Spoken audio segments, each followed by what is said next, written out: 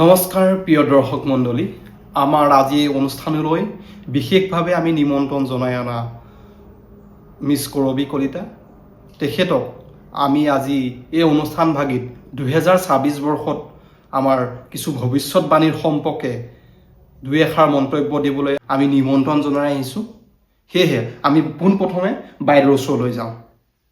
নমস্কাৰ জনাইছোঁ আৰু লগতে আপোনাক ধন্যবাদ জনাইছোঁ। মোক আজি ইমান এটা সুন্দৰ অনুষ্ঠানত নিমন্ত্ৰণ কৰাৰ বাবে আপোনাক বহুত বহুত ধন্যবাদ।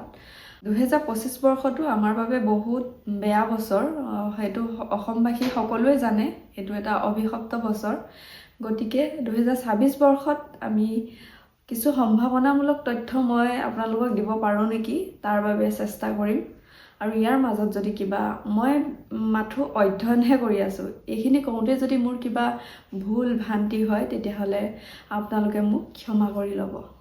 পোনপ্ৰথমে ডিচেম্বৰ আৰু জানুৱাৰী মাহত মানুহে অতিমাত্ৰা মাছ মাংসৰ ভক্ষণ কৰাৰ ফলত গেছ হোৱাৰ সম্ভাৱনা অতিমাত্ৰা বেছি।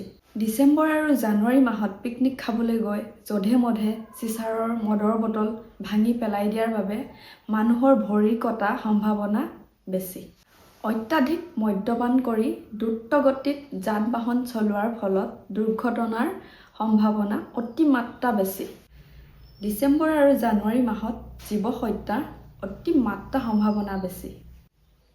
নতুন বছৰত পত্নীৰ দাবী অনুসৰি নতুন জেগাত ফুৰাবলৈ নিনিয়াৰ বাবে পতিয়ে পত্নীৰ হেতা কোব খোৱাৰ উপৰিও কাজিৰাৰ সূত্ৰপাত অতিমাত্ৰা হোৱাৰ সম্ভাৱনা বহুত বেছি। পুৰুষসকলে অতিমাত্ৰা সুৰাপান কৰি অহাৰ বাবে ঘৰত গৃহকন্দলৰ সম্ভাৱনা অতিকৈ বেছি। হয় বাইদেউ, আপুনি 2026ৰ বাবে আমাক যিখিনি আপুনি বাণী আমাক শুনালে, সেই বাণীখিনিৰ পৰা আমাৰ ৰাইজেও কিদৰে ধৰক পৰিত্ৰাণ পাব সেই বিষয়ে আপুনি দুআষাৰ আমাৰ দৰ্শক মণ্ডলীক জনাওক। হয়, পৰিত্ৰাণ পাবলৈ হ'লে মই কোৱা কথাকেইটা মন কৰিবলগীয়া। গেছৰ সমস্যাটোৰ পৰা হাত সাৰিবলৈ হ'লে আপোনালোকে মাছ মাংসটো অতিমাত্ৰা ভক্ষণ কৰাটো বন্ধ কৰক। নিৰামিষটো বেছি খাওক, দুই এদিন খাওক, একো নাই, কিন্তু একেৰাহে খোৱাটো বন্ধ কৰক। দ্ৰুতগতিত যান বাহন চলোৱাটো বন্ধ কৰক, কাৰণ আপোনাৰ ঘৰত এটা পৰিয়াল আছে, আপোনাৰ মা দেউতাক এৰি থৈ আহিছে।